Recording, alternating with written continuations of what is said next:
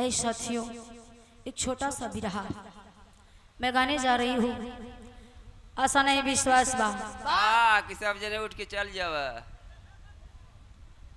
तोहर काली जबान जवन बा कबो ठीक ना हुई। ए भैया थोड़ा बहुत मजाक भी कर लेनी।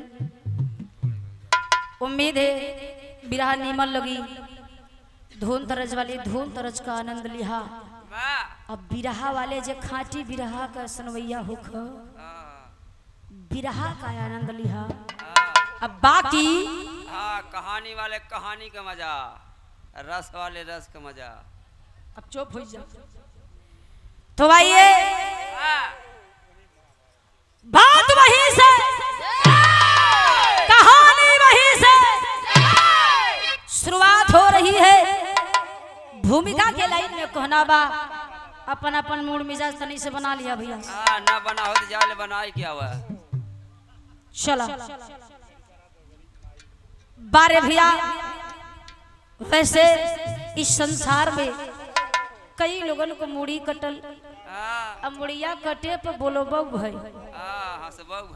जैसे सतयुग में जलांधर को मुंडी कटल उसकी पत्नी की लापरवाही से,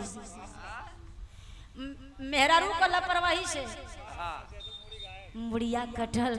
लेकिन बोलल भैया जी की तरफ से 305 रुपए का पुरस्कार है। एक बात क्यों कोरी ना। अच्छा भैया क्या बात है, बहुत बहुत आपका धन्यवाद। गाना करी पुरस्कार वाह। हाँ हो गुड्डू भैया कहा था 305 रुपया का पुरस्कार अब क्यों कोरी ना। अच्छा इतना क्यों न दे। हाँ इतना क्यों नहीं दे, ये बात तू कहला ना।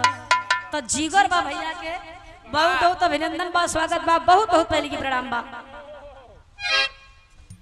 ए भैया सतयुग में जलांधर का कटल, त्रेता में अरे बाप रे मेघनाद का कटल, द्वापर में तो सुनबे कैला, कलयुग में कमाल का कटल, कलयुग में कमाल का कटल। तो आइए भूमिका खिलाई में कहना बा, थोड़ी देर बिरहा की ओर चलते हैं बाबू। थोड़ा बिरहा को गंभीरता से लीजिएगा। कहना है आइए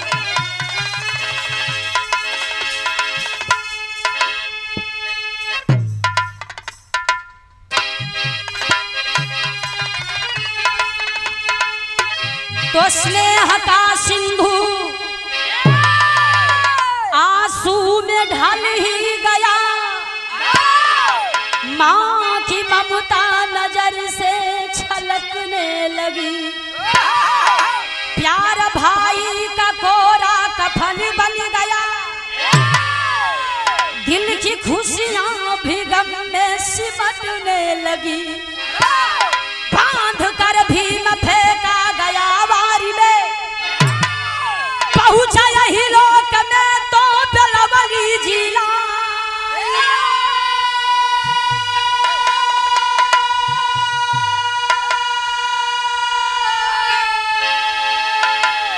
अरे पी गया सोम सारा तो आए उमापति, उधर फाड़ सारी निकाल यमराई।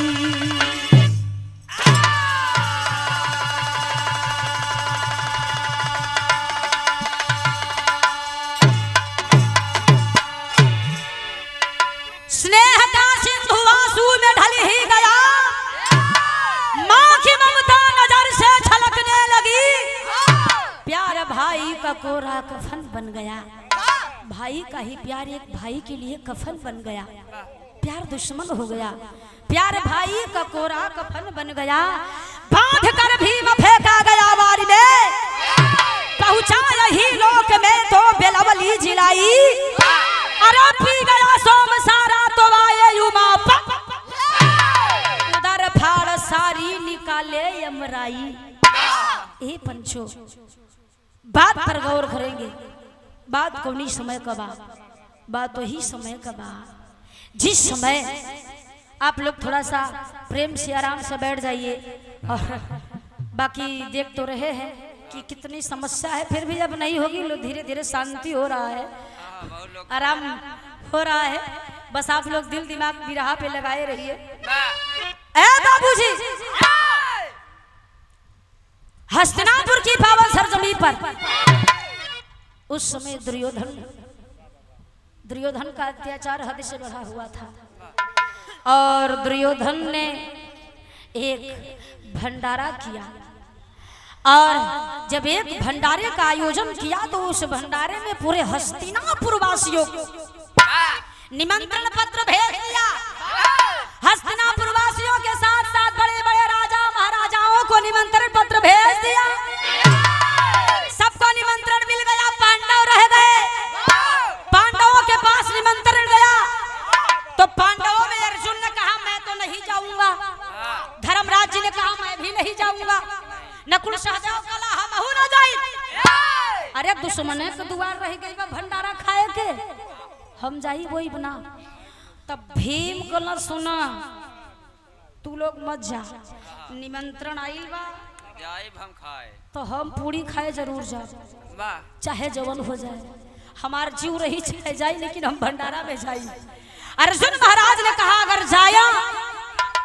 अगर जाना है तो अपने हथियार को साथ लेकर के जाना, निहत्था होकर मत जाना। भीम कहना चिंता मत करा। भीम बड़का गदा उठवला, अब भागते हुए कन्हैया पे रखला और रख के बाबूजी पहुंच गईला भंडारा में और भंडारा परोस दिया गया। मास्टर गजल लगता का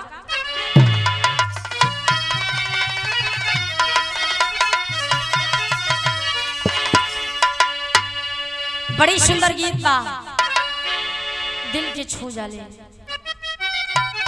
कोई आशिक कहता है अपनी बेवफा मासूका से,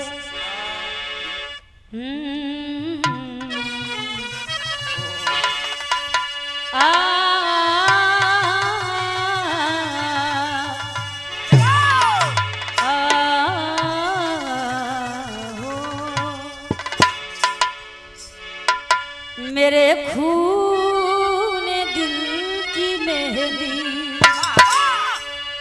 मेहंदी मेहंदी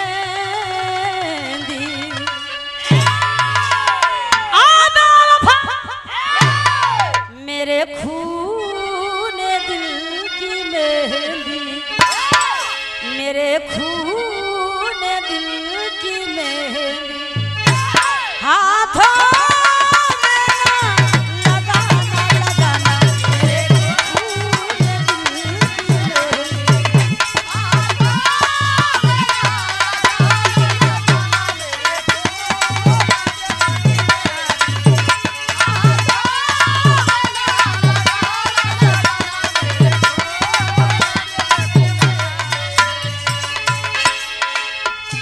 मेरे खून दिल की मेहंदी। क्या बात है, अरे हाथों में ना लगाना,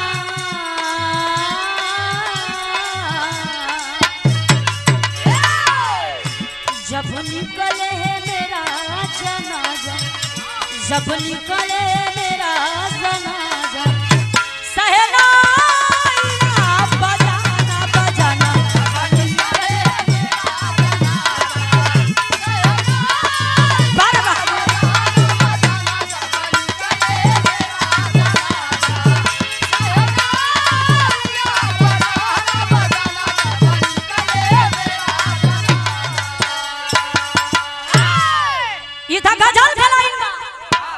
कभी जी भाव कितना सुघर लिखलन भैया कहना बका।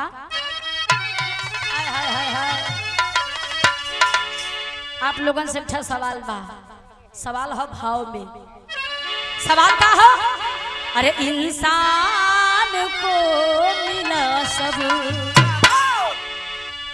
उस ईश्वर ने कान्हा ने हर इंसान को सब कुछ दिया है, परंतु एक चीज नहीं दिया। क्या नहीं दिया? आप लोग बैठल रहो, हम बतावत है, हमार काम बतावल का नहीं दिहलन भगवान, दिहलन लेकिन केहू केहू के दिहलन, हर कोई के नहीं दिहलन। इंसान को मिला सब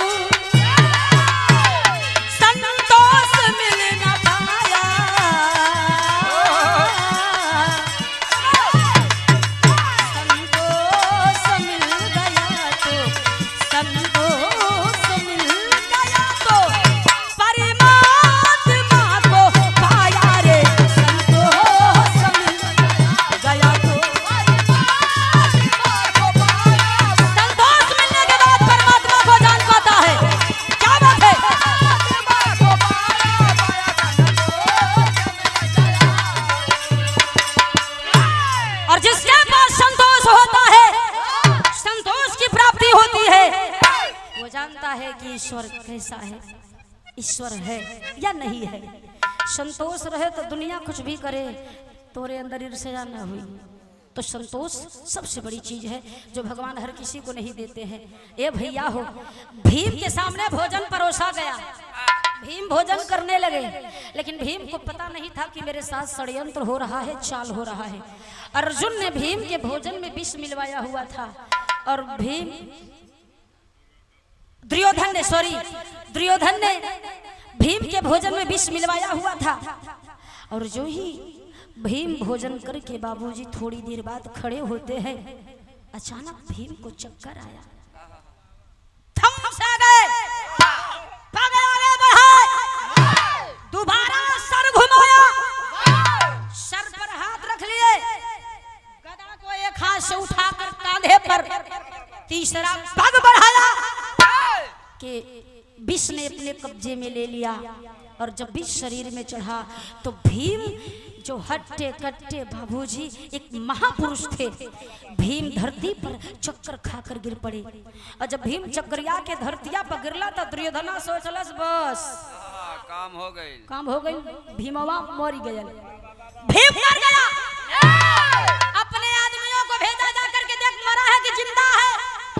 सिपाही अइला गोचत हुआ बल्लम से भाला से हिलावत हुआ डुलावत हुआ, लेकिन भीम अचेत अवस्था में हो गए, मूर्छित हो गए। और जब भीम अचेत अवस्था में चले गए तो बाबूजी दुर्योधन इसका फायदा उठाता है और भीम को बंधवा देता है।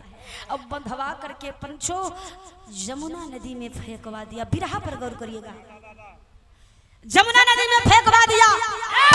अब भीम वही जमुना नदी में अचेत अवस्था में बहुत बहुत जात जात जात जात चली गईला, पहुंचला कहवा, नागलोक में। और जब भीम नागलोक में पहुंचला तो ये मास्टर दो लाइन जोहरी में कहना बा, आवा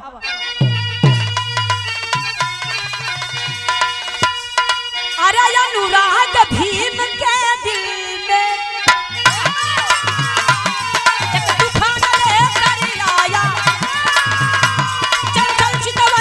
छोरी वो बाहु पास में पाया, परिणय बंधन में बंध करी, नौ दंपत नौ जुड़ाते, संसार के सुख सागर में करता किलोल हर्षाते।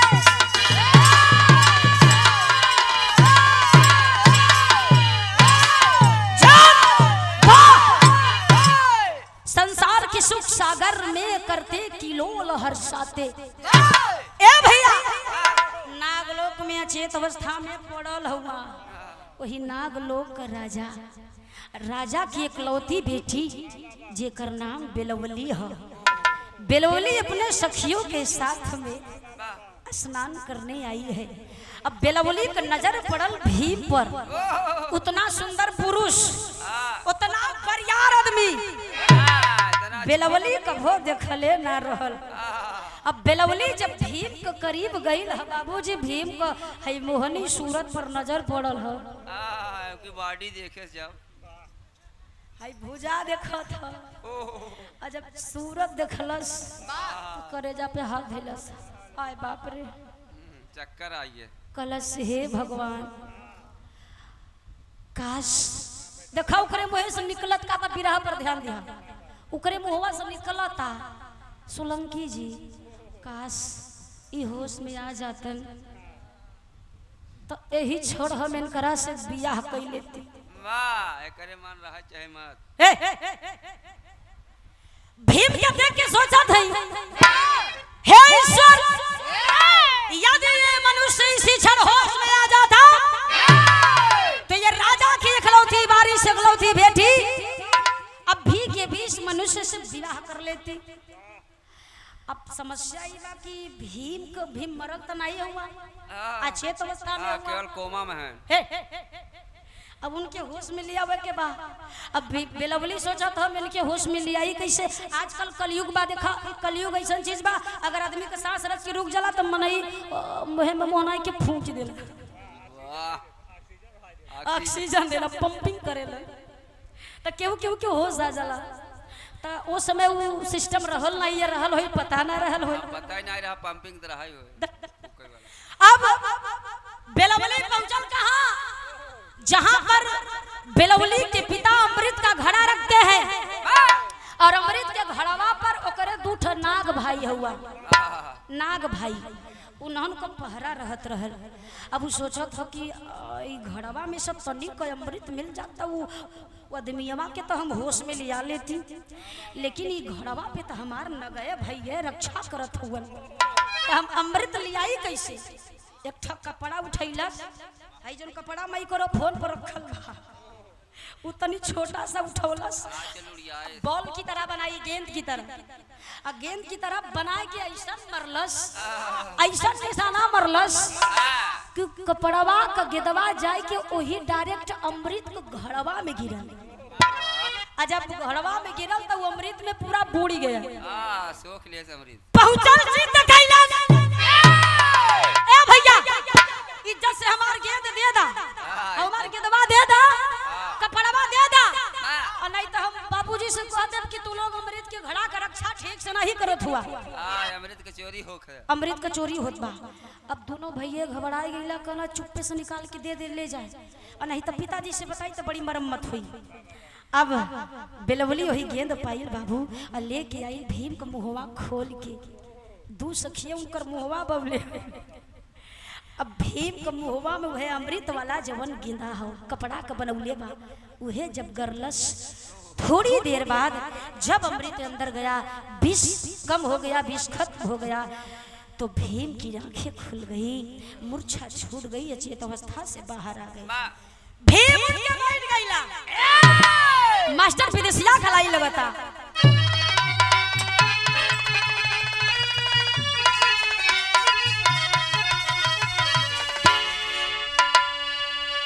वाकई में अगर कभी न होते तो हम गीत को कैसे बताते, कैसे आधारित करते, कैसे समझाते। देखिए कवि जी ने बड़ी सुंदर यहाँ पे लाइन दे दिया, जब भीम होश में आए हैं और बेलवली की नजर और भीम की नजर एक हो रही है, उस समय की बात है। अरे ठिकुली के सलावा पर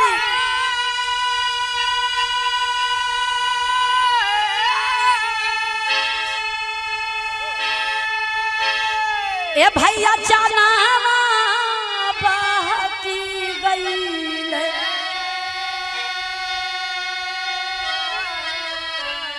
तक जरा पे बदरा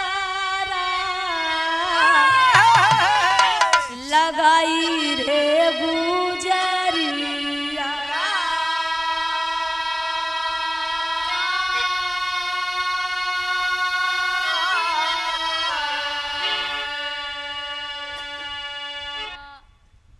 मन की बात मन से हुई, पहले का प्रेम रहा, आँखी से आँखी मिले, प्रेम बढ़ जाए। बारे बहादुर आग झपकते प्रेम हो जाता था, बस ऐसे ही हो जाता था। आजकल तो केवल नंबर मिल जाए बस। बारे बहादुर बेलवली और भीम में प्रेम हो गया। अब भीम को याददाश्त चली गई, भीम को कुछ यादें नहीं बा कि हम कहाँ के हैं, हम के हैं। भीम की याददाश्त पूरी तरह से मिट गई है। बेलवली से भीम नागलोक में ब्याह कैलन, कहानी बढ़ा देली, ब्याह कैलन। अब ब्याह कैलन धीरे धीरे बाबूजी कोई महीना बीतल, 2 साल बीतल, और जब 2 साल बीतल तो अचानक भीम को याद आया कि हमार घर कहाँ बा, हम हई के। फट से भीम तैयार भइला, हस्तिनापुर जाए बदे। जब हस्तिनापुर जाए बदे तैयारी कैलन बाबू, तब बेलवली भीम का पैर पकड़ के लगल रोवे, स्वामी हमरा के छोड़ के कहाँ जाइबा, कहाँ जाइबा, तोहार नाम कहा, तोहार दर पता कहा। तब भीम कहला, अरे पगली रो मत, मैं हमेशा के लिए नहीं जा रहा हूँ, मैं जा रहा हूँ, लौट आऊंगा, तेरे पास आ जाऊंगा। बेलवली जी अपन दर पता नाम दो। तो बाबूजी बेलवली अपना आंचल फाड़ती है और अपना आंचल फाड़कर भीम के सामने करती है। भीम वही अचरवा पर या पर नाम और अपने वही पूरे जिला हस्तिनापुर का जो दर पता नहीं लिख दिल बेलवली आंचल को रख देती है। और इधर भीम बाबूजी वादा करके हस्तिनापुर चले जाते हैं। मगर कहना पड़ा मास्टर आगे क्या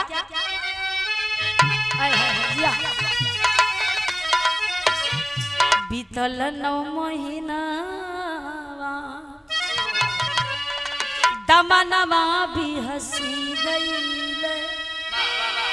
गोदी में लाला नावा खेलाई रे गुजरिया। धीरे धीरे इधर तो भीम चले गए। धीरे धीरे समय बीता। बेलवली को पता चला कि वो भीम के बच्चे की माँ बनने वाली है। खुशी अपार विचार कैला ये अपने लड़का के हम जन्म दे हमार सैया जी वापस जब हैं अपन औलाद देखी हम तो बड़ा प्यार दी है। 9 महीना बीता। 9 महीना के बाद बच्चे का जन्म हुआ। उसका नामकरण क्या हुआ बाबूजी? नाम लाल का बड़ा बुलारा अरे हुआ गजब होना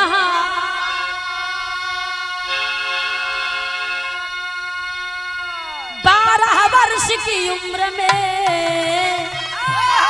करता लड़कों संग खेलवा।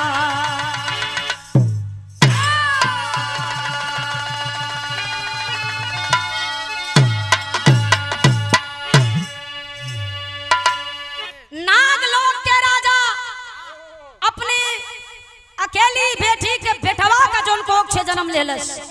बिटिया के कोख से जवन नाती जन्मलस ओकर नामकरण कैला विजय बुलारा। लालन पालन शुरू हुआ। 1 वर्ष बीता, 2 वर्ष, 3 वर्ष, 4 वर्ष, 5 वर्ष समय बीतता गया। लड़का बड़ा होता चला गया। धीरे धीरे बताया गया कि वो लड़का की उम्र हो गया 12 वर्ष। जब 12 बरिस का लड़का भयल खेले कूदे के लायक भयल करेजा हरियर आया सोचा समझे के लायक भइल कि हमार माई हो वो हमार नन्ना हुआ कि हमार गांव बा हमार जिला बा समझे लायक भयल। तो एक दिन कैलाश का मास्टर तरज लगता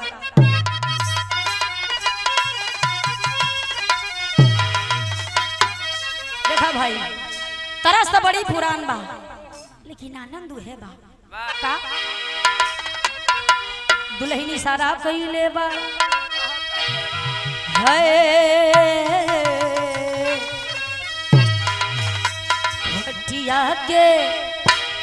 खटिया के नीचे घुसल चोरावा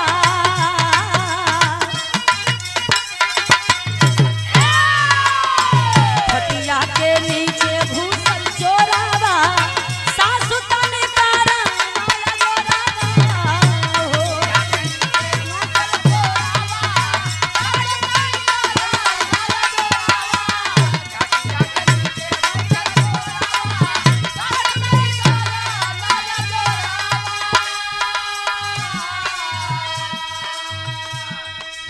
अपने हम हन गया आप लोगों को गांव घरे को लड़का 12 वर्ष की उम्र में कबड्डी खेलल वॉलीबॉल खेलल कुछ भी खेलल कुश्ती लड़ेला।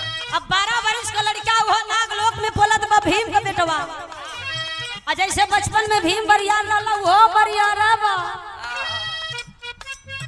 कुछ लड़कन के देखत बा कि खेलत हुआ विचार कैलस इन्हने के साथ में हमहू तनी सा खेल नहीं का मनोरंजन हो जाए लगल खेले रहा लड़के का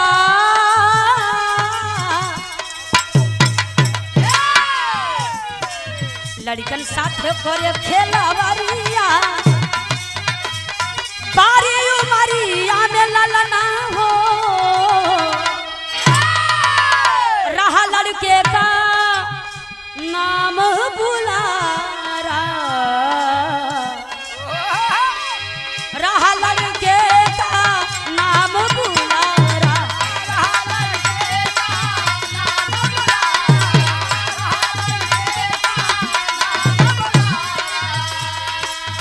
खेल में सबको लाल पछारा पछारा हो।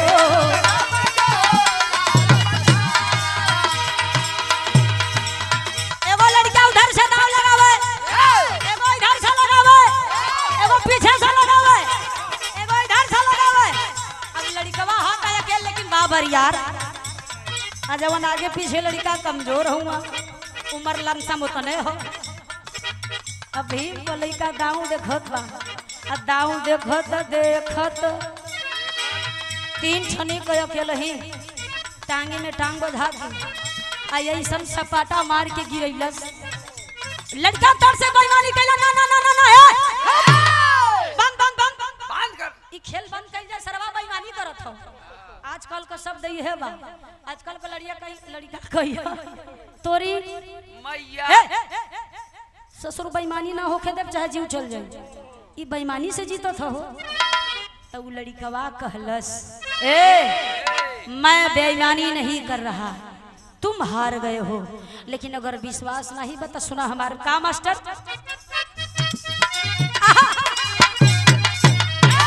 लड़कवा चैलेंज कैलस उ पूरा लड़कवा के गोल के चैलेंज कैलस ललकारलस। अब की फिर हर बाय बापा किरिया अब की फिर हर बाय बापा किरिया बाहरी उमरिया में ललना हो।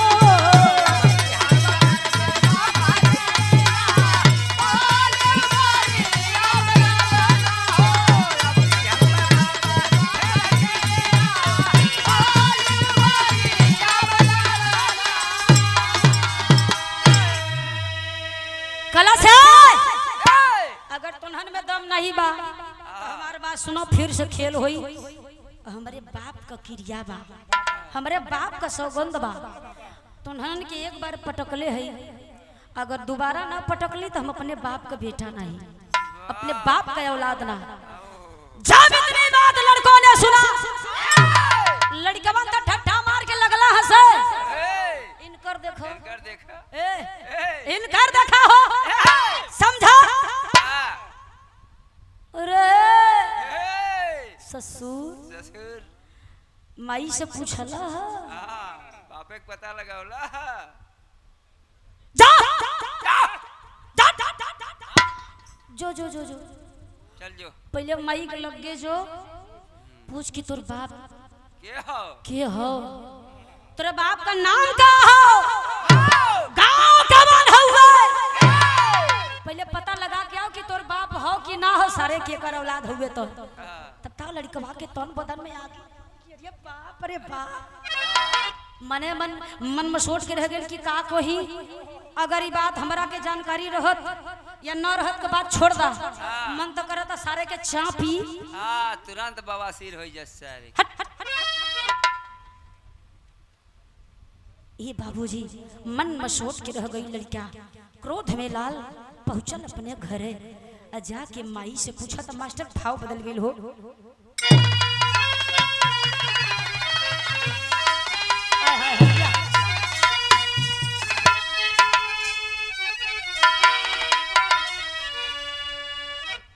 ज्यादा भैया आराम से तो लोग साइड में रहिए बिरहा पर गौर करते रहिएगा आराम से उठ जा बाबू बिरहा भी हमारे समापन होने वाला बा।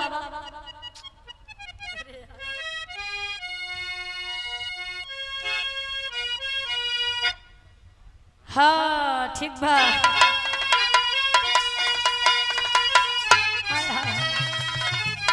बेटा पथारी से सवाल करत बा अरे आई के भवन लाल आई के भवन लाल पूछत ही छनावा जननी हो और जननी हो बाबू के बताई ठीक करवा बेटा पूछो था बाबू जिया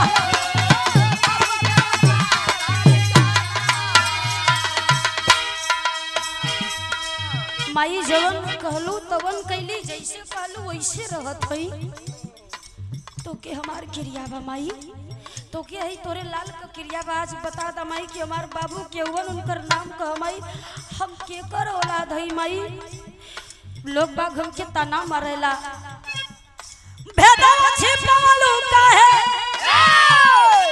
भेदवा छिपावलू काहे, हम बहतवालू जननी हो माई हो, अरे किरिया धरावे लालनवा।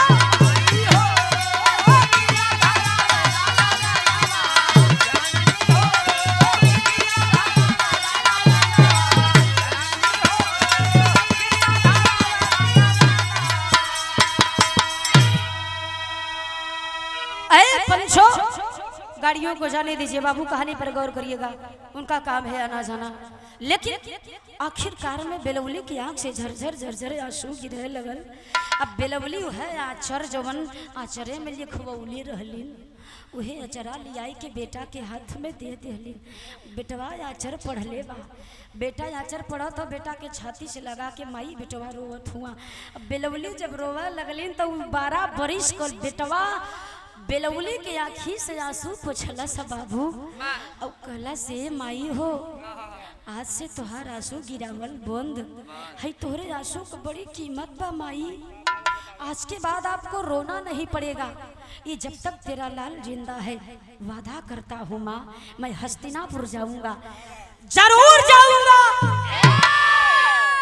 तेरे पति और अपने पिता को लेकर ही लौटूंगा। और यदि तेरे पति और अपने पिता को नहीं लेकर आया माँ, तो मैं अपना मुंह नहीं दिखाऊंगा। तेरी का लाइन लगता भैया का,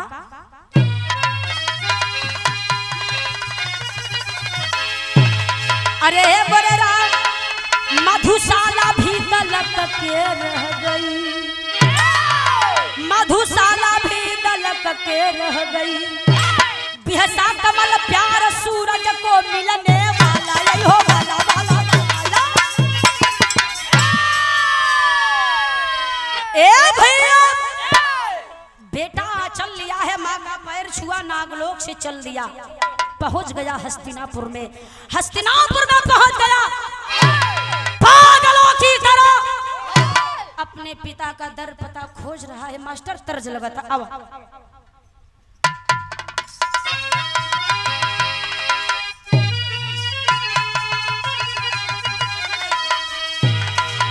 बड़ी सुंदर गीत बाप वीर के सम्राट कलाकार आदरणीय गुरु विजयलाल जी गाया करते हैं।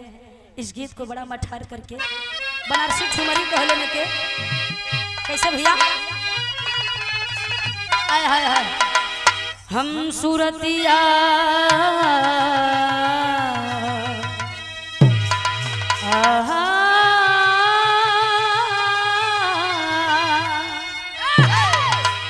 अरे हम सूरतिया न साजली संवरली,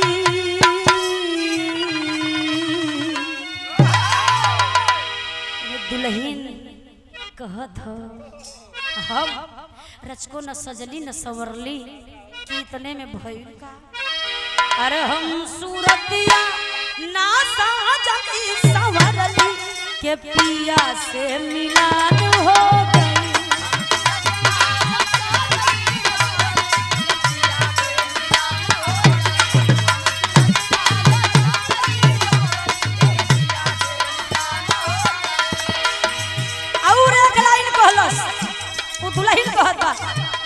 जनली न कवने हे हे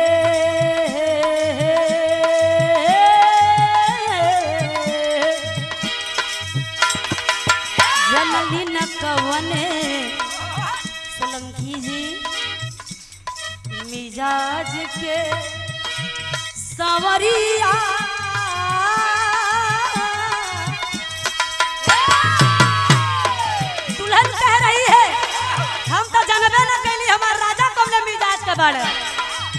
जनली न कवने मिजाज के सवरिया, अचक में धाइली हल भरया कवरिया।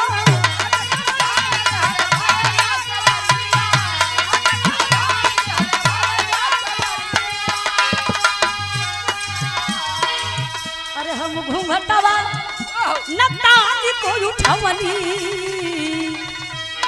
के धक से परान हो गई। भाव पर गौर करेंगे। ए भैया पहुंचल हस्तिनापुर में दुर्योधन का दरबार लगा है। दुर्योधन के दरबार में पहुंच गया और दुर्योधन के सामने हाथ जोड़कर बोला। क्या बोला बाबूजी? उसके शब्द पर गौर करिएगा। बच्चे को क्या पता है कि दुर्योधन मेरा बाप है या नहीं? ओके तो यह पता बा कि है हमार बाप बा। भीम नाम के आदमी हमार बाप हुआ और देह मोह में बरियार हुआ, पहलवान हुआ, उनकी गिनाई क्यों नहीं बा। देख चेहरा तो देखा नहीं है। दुर्योधन से कलश बाबूजी, बाबूजी प्रणाम, पिताश्री प्रणाम। और जब दुर्योधना सुन लो सो, लड़के इधर आओ, तुम मुझे पिताजी बाबूजी क्यों कह रहे हो? अब लड़कवा सिर झुकाई के कलश हम अपने पिताजी के पिताजी ना कहब, अब बाबू ना कहब तो का कहब। दुर्योधन बड़े असमंजस में हो। हमार बेटवा हमके पता नहीं बा, ये कहाँ से पैदा भई? अच्छा ठीक है ये बच्ची, तोरे बाबू का नाम का हो रे? लड़कवा बड़े प्यार से कहलस हमारे बाबू का नाम भीम हो। भीम, और आप ही तो मेरे पिता भीम है। आँख से उसके आंसू गिरा। दुर्योधन का पैर पकड़ लिया। अरे दुर्योधना का कान खड़ा। अरे मेरा दुश्मन का औलाद है। जब ये इतनी उम्र में इतना बरियार लगा था, आगे जाए के भीम की नहीं होई तब भीम का एक संख्या और बढ़ जाई। तो यहन हमारे बदे काल बनी है ना, ऐसा चाल चलब कि सांपो मारा जाए, लाठी भी न टूटे। चाल चल दिया। प्यार से बच्चे को पास बैठाया और कहा ये बेटा मैं तेरे पिता से मिलवा दूंगा, लेकिन सुन। क्या मास्टर?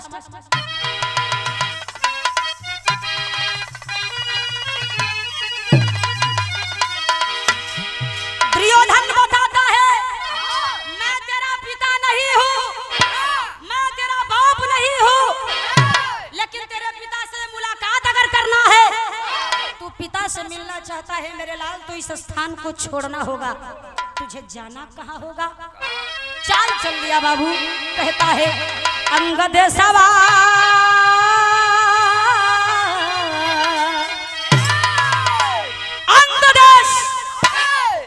जो शास्त्र पढ़ते होंगे, महाभारत पढ़ते होंगे, वेद पढ़ते होंगे, अंगदेश का नाम जान गए होंगे।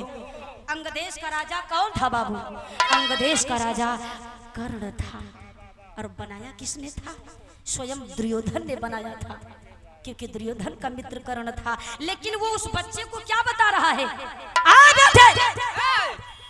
अंगदेशवा की ओर जब जइबा, अरे अंगदेशवा की ओर जब जइबा, पिता से मुलाकात हो जाई।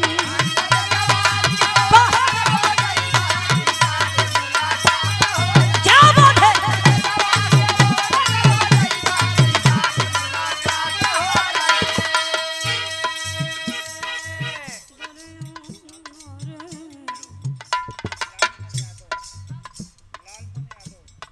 चाचा श्री लालमणि यादव जी चरणों में प्रणाम। बहुत सारी माया पुरस्कार, सब पंचन के नमस्कार बा। बाबूजी बिरहा आखिरी होने वाला है, पर गौर करिएगा। यही से कहानी मोड़ लेती है, मोड़ ले रही है। दुर्योधन कहा तेरा बाप भीम अंगदेश का राजा है और तुझे अपने पिता भीम से मिलना है तो अंगदेश जाना होगा। लेकिन जब अंगदेश में पहुंच जाना, द्वार पर, मेन द्वार पर पहुंच जाना।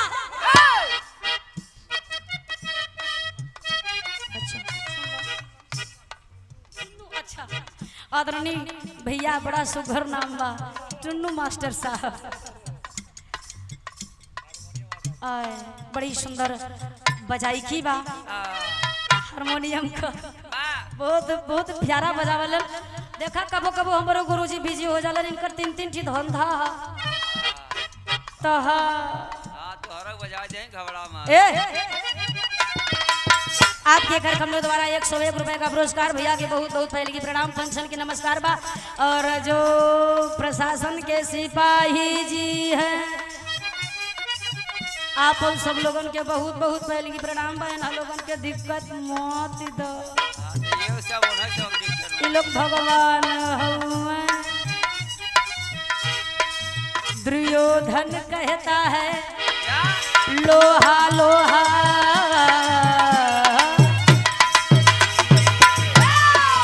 लोहा के घंटा बजैया ललनवा, लोहा के घंटा बजैया ललनवा, सुन के आवाज पिता आई है सपनवा हो।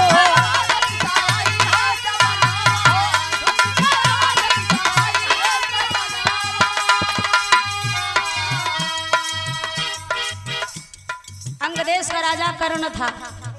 कर्ण के राजमहल में घुसने से पहले पंचों मेन द्वार पर 2 घंटे बंधे थे। विरहा प्रेमियों गौर करिएगा, एक पीतल का घंटा था, एक लोहे का था। पीतल वाला कौन बजाता था? कर्ण का कोई हितैषी आ गया, मित्र आ गया, वो बजाता था।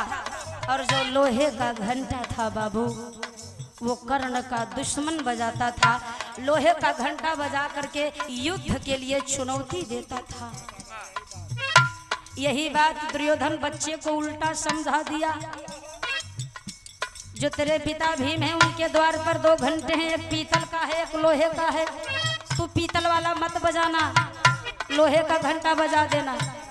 उसकी चाल देखिए, मासूम बच्चे को क्या पता कि ससुर हमार जान ले ले। बोला कि पीतल का घंटा मत बजाना, लोहे का घंटा बजा देगा, समझ तेरा बाप तुझे मिल जाएगा, तेरे पिता मिल जाएंगे। लड़का आतुर भजन प्रेम और बढ़त है बाबू। अब लड़का तड़पा लगल कि हे ईश्वर हमार जान लेवे की बात ले ला, लेकिन हमारे बाबूजी से एक बेरी मिला देता, हम देख ले कि हमारे पिताजी देखे में कैसा लगा। अरे बाबू, दुर्योधन का पैर छुआ और चल पड़ा। कहा सोचे कुरुपति हो, सोचे कुरुपति, सोचे कुरुपति अब हो है लड़ाई, पिता से मुलाकात हो जाए।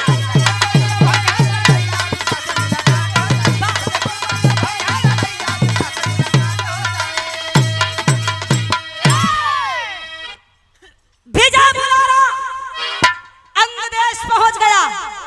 और जब अंगदेश पहुंच गया बाबू तो करे दिल में बड़ी खुशी बा। माई से वादा कैले है कि बाबूजी के लेके आई। आज हमार वादा पूरा हो जाई, बाबूजी मिल जातन, बाबूजी का परिचय बताई तब बाबूजी के लेके नागलोक चल जाई। ए लोक में तक कभो आइबे न कर। बस हे भगवान, हे श्री कृष्ण, हमरे हमरे बाबूजी से मिलवा दा।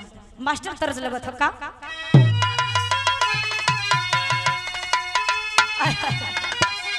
तर्ज है बा। कभो कभो करुणस को सम्राट कलाकार गुरु ओम प्रकाश यादव जी गावे ले बक्सर वाले। और कह तू ता रोज रोज तोहरी गलियां थी जलती,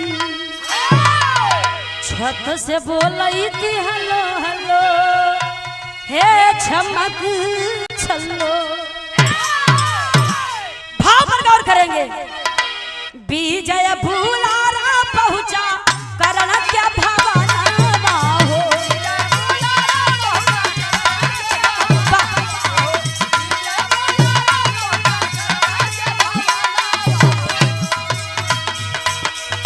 विजय भूलारा पहुंचा करण क्या भावना हो। घंटा बजावला हंस के तरफ पीछे, घंटा बजावला हंस के पीछे।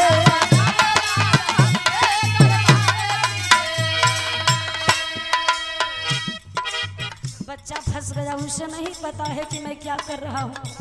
खुशी में पहुंचा, पीतल का घंटा छोड़कर बाबूजी लोहे का घंटा बजाने लगा। हुआ क्या? सुन के आवाज करना लिहले धनुषा बनवा।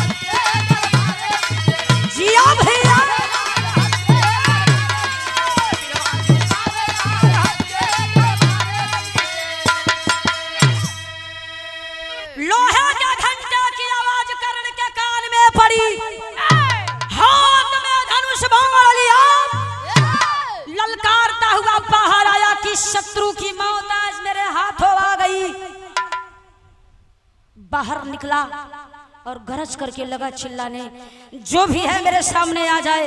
ऐ पंचो, छोटा सा बालक दौड़ करके आया है और कर्ण को सिर झुकाकर प्रणाम करता है और कहता है बाबूजी प्रणाम। लेकिन कर्ण धनुष पर बाण चढ़ा चुका था। लगा था भगवान ढेर प्रसन्न हुआ है आप लोगन पर, आप लोगन का संघर्ष देखते। आराम से बैठे रहिए, आप लोग बैठे रहिए, पानी है निकल जाएगा।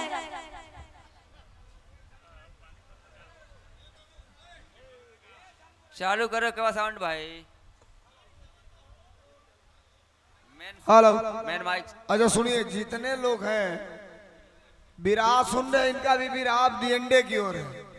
हम चाह रहे हैं कि सवेरे जालो तो जबले मन पड़े कि गुड्डू भैया विराह करौले ना तौले कुछ आप लोगों के दिमाग में रहे। खाली आई लगल ई ना हो गए कि ना सो आए हर और का चल गई ना सा तो मर्द हवलो मर्दे नियर बैठलो एक छरक्का आई मर्द दे गली ना तो पानी से डरत हो। अब अहिले तो प्रशासन डिस्टर्ब कैलस। ई प्रसाद है जन्माष्टमी कहे तना तो ये के ले लाओ है। चला तार वो लोग बैठी बस विराह की बात, उसके बाद अगली पार्टी का नंबर। आओ भैया कहना काका विराह का आखिरी लाइन बा। आखिरकार में बालक प्रणाम किया। कर्ण ने कहा तुम्हें युद्ध करना होगा। बालक ने कहा आप मेरे पिता हैं, मैं अपने बाप से कैसे युद्ध कर सकता हूँ। कर्ण ने कहा कि तू मेरा बेटा, मैं तेरा बाप कैसे हो सकता हूँ, मुझे तो पता ही नहीं है। लेकिन बेटा अगर तू इतना जिद कर रहा है तो ये बताओ कि तेरे बाबू का नाम क्या है। बालक बोला कि हमारे बाबू का नाम भीम है। भीम का नाम कर्ण सुनते ही कर्ण का कान खड़ा हो गया और जब सुना है बाबू तो कहना पड़ा क्या।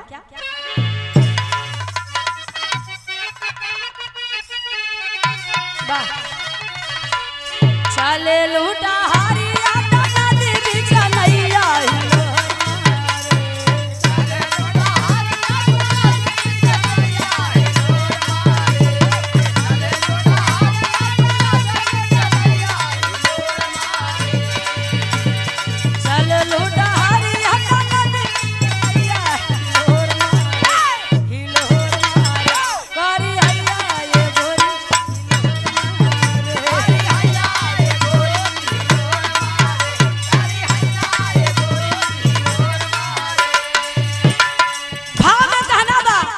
मधुरी जुबानिया से बोला धनु धैया बतावा ललना।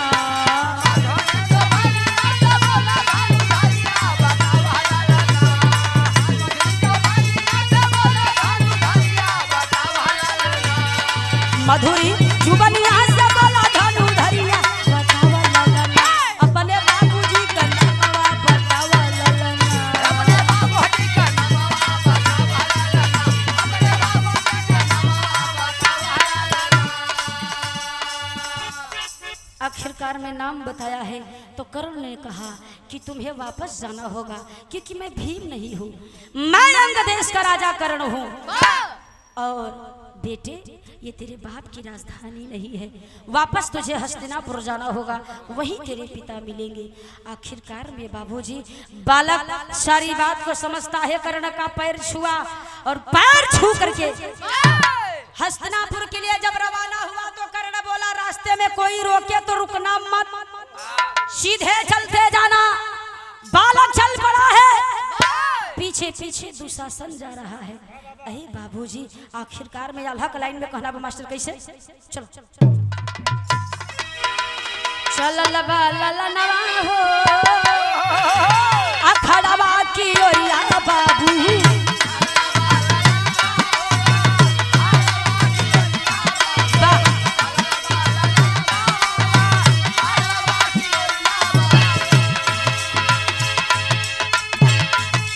हेलो पीछावा से दुशासन रहल घटिया लगा।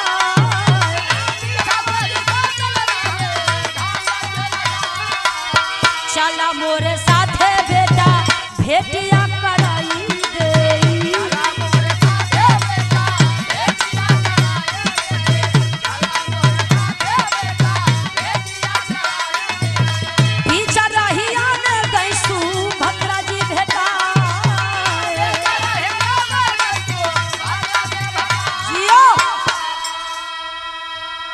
लड़का हस्तिनापुर में जो प्रवेश करता है, अचानक सुभद्रा जी वही रास्ते से, इस रास्ते से लड़का जा रहा है और उसी रास्ते से सुभद्रा जी चली जा रही है। सुभद्रा जी से मुलाकात हो गई, बालक से सारी बात पूछती है, बालक सारी बात बता देता है और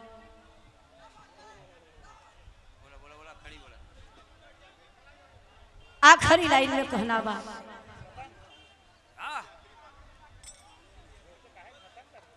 हेलो ए भैया, अंतिम लाइन में